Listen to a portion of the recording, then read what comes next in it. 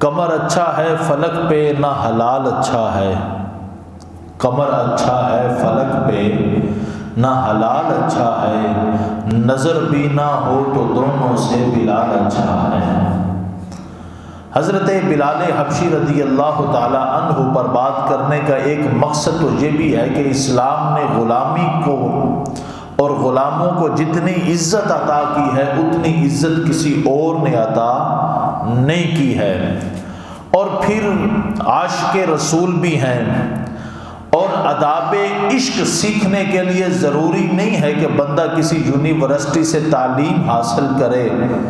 تو پھر عشق کے آداب بھی آتے ہیں، اللہ چاہے تو غلاموں کو بھی عشق کے آداب سکھا دیتا ہے۔ عرب کے اندر سب سے کمزور برادری جسے تصور کیا جاتا تھا وہ حبشی تھے، اور حضرت بلال حبشی رضی اللہ تعالی عنہ، آپ کے والد جو تھے وہ بچپن میں انتقال کر گئے، یتیمی میں ہی آپ کی پرورش ہوئی، 2 بہنیں تھیں، ایک والدہ اور ایک بھائی تھا۔ یہ خاندان بکتا بکاتا مکہ المکرمہ میں عبداللہ بن جدان کے پاس پہنچا۔ اس خاندان کو عبداللہ بن جدان نے خریدا ہوا تھا، اور پھر اسلام کی روشنی پھیلی، اسلام کی روشن چمکی، تو حضرت ابو بکر صدیق رضی اللہ تعالی عنہ اس راستے سے گزرتے جس راستے میں حضرت بلال کام کرتے تھے، اس راستے سے حضرت ابو بکر صدیق کا گزر ہوتا، تو ایک دن حضرت ابو بکر صدیق رضی اللہ تعالی عنہ نے رک کر کہا کہ اے بلال، کب تک ان خداؤں کی پوجا کرتا رہے گا، کب تک ان کے آگے ماتھا ٹیکتا رہے گا، یہ تمہیں کبھی آزاد نہیں کریں گے، یہ تمہیں کبھی آزاد نہیں کریں گے۔ آؤ بلال، میں تجھے ایک دروازہ دکھاتا ہوں، اس دروازے پر آ جا، تجھے مکے کی گلی سے اٹھا کر کعبے کی چھت پر کھڑا کر دیا جائے گا، اتنی شان تمہیں دے دی جائے گی، کیونکہ دامن مصطفیٰ سے جو بھی لپٹا یگانہ ہو گیا، دامن مصطفیٰ سے جو بھی لپٹا یگانہ ہو گیا، جس کے حضور ہو گئے اس کا زمانہ ہو گیا۔ احباب ذی وقار، حضرت بلال حبشی رضی اللہ تعالی عنہ ایک سنجیدہ طبیعت کے انسان تھے، سلیم الفطرت انسان تھے۔ اب حضرت بلال حبشی رضی اللہ تعالی عنہ نے کلمہ پڑھ لیا، مسلمان ہو گئے، لیکن ابھی تک اسلام کو ظاہر نہیں کیا۔ 2 ایسے واقع ہوئے کہ حضرت بلال حبشی کا اسلام ظاہر ہو جاتا ہے۔ ایک یہ تھا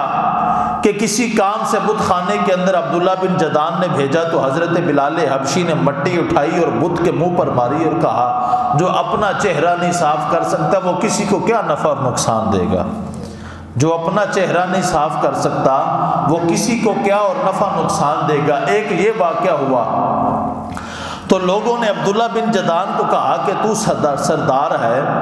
یہ بلال تیرا غلام ہے، تیری بڑی عزت ہے، اگر یہی حال رہا تو تیری عزت خاک میں مل جائے گی، تیری عزت خاک میں مل جائے گی۔ تو یہ راتوں رات عبداللہ بن جدان جو تھا وہ امیہ بن خلف کے پاس پہنچا، امیہ بن خلف کے پاس پہنچا، کہا کہ غلام میں نے بیچنا ہے، غلام لے لے، اگر تو کچھ نہیں دیتا فری ہی رکھ لے، غلام کو رکھ لے، تو غلام کو رکھ لے۔ اب عبداللہ بن جدان کو تو پتا تھا کہ یہ مسلمان ہو گیا ہے، لیکن امیہ بن خلف کو نہیں بتایا کہ بلال مسلمان ہے، بلکہ انہیں کہا کہ غلام کو رکھ لے۔ اب غلام دے دیا۔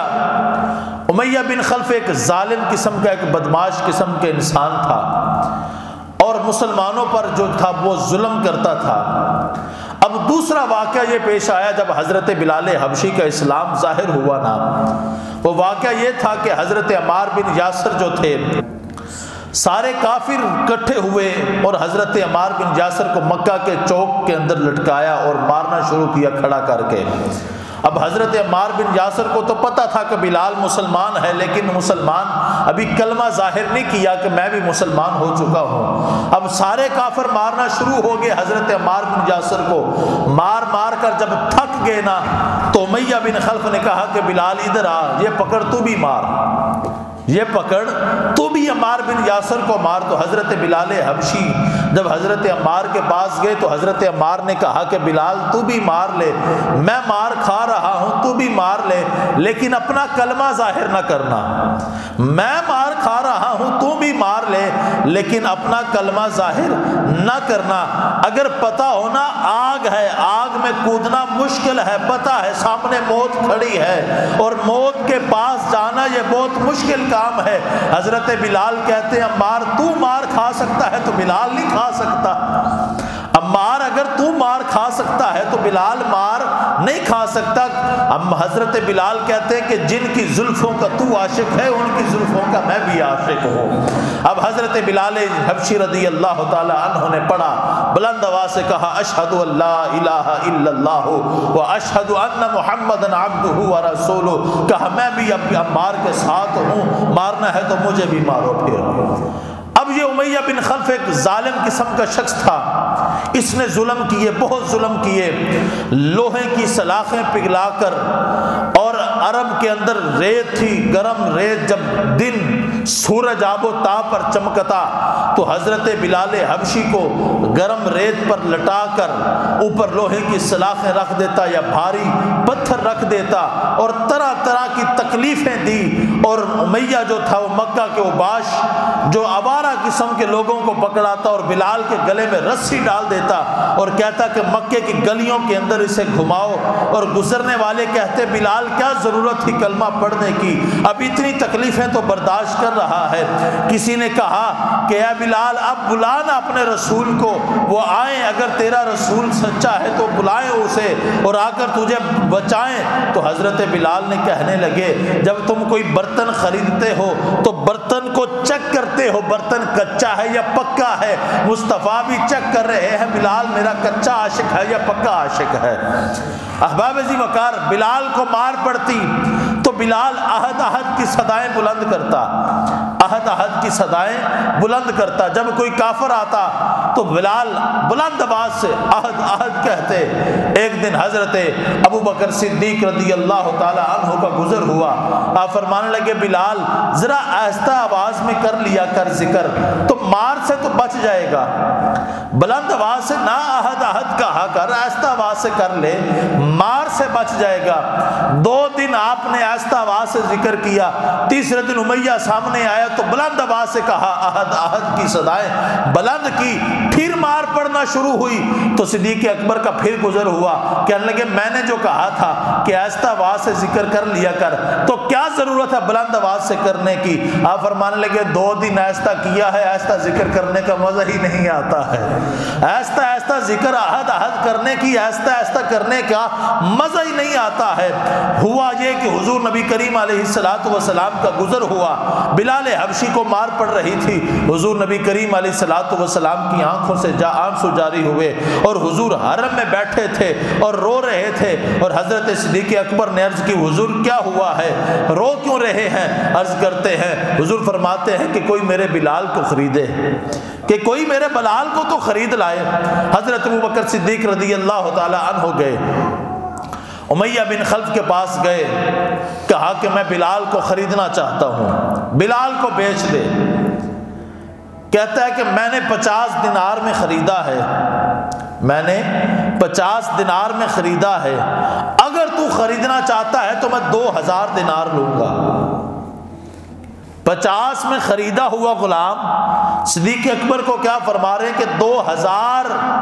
دینار لوں گا، اور کہا صرف بات یہاں تک نہیں، یہ حبشی غلام ہے، ان پڑھ ہے بلال، کہنے لگے تیرے پاس ایک رومی غلام ہے، بڑا پڑھا لکھا غلام ہے، وہ ساتھ دینا پڑے گا،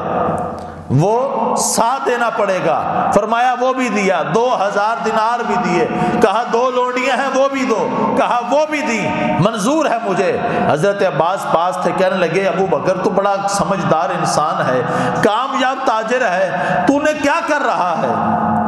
کہ اتنا گھاٹے کا سودا کہ ایک حبشی غلام خرید رہا ہے، ان پڑھ ہے، رومی خوبصورت بھی ہے، پڑھا لکھا بھی ہے، 2000 دینار بھی دے رہا ہے، رومی غلام بھی دے رہا ہے، 2 لونڈیاں بھی دے رہا ہے۔ آپ فرمانے لگے کہ تو نے یہ کہا ہے کہ کیا کر رہا ہے، تم نے کلمہ نہیں پڑھا؟ فرماتے ہیں تم نے اگر کلمہ پڑھا ہوتا تو تجھے اس سودے کا پتہ ہوتا، تو نے کلمہ پڑھا ہی نہیں ہے، تو نے کلمہ پڑھا ہی نہیں ہے، اس لیے تجھے اس سودے کا پتہ ہی نہیں ہے۔ اور حضرت ابوبکر صدیق نے سب کچھ دیا، اور امیہ سے کہا، امیہ کہنے لگا کہ بڑا گھاٹے کا سودا کیا ہے تو نے، بڑے گھاٹے کا سودا کیا ہے، ان پڑھ لے کے جا رہا ہے، پڑھا لکھا غلام دے رہا ہے۔ آپ فرمانے لگے کہ تو نے صرف بلال کا رنگ دیکھا ہے، میں نے مصطفیٰ کا عشق دیکھا ہے، میں نے مصطفیٰ کے عشق میں دم گم دیکھا ہے، میں نے عشق مصطفیٰ کا رنگ دیکھا ہے۔ اب صدیق اکبر فرماتے کہ اگر میں یمن کا بادشاہ ہوتا تو بلال کے بدلے یمن کی بادشاہی بھی مانگ لیتا، تو میں ساری یمن کی بادشاہی دے دیتا تجھے، بلال کو خرید لیتا تجھ سے۔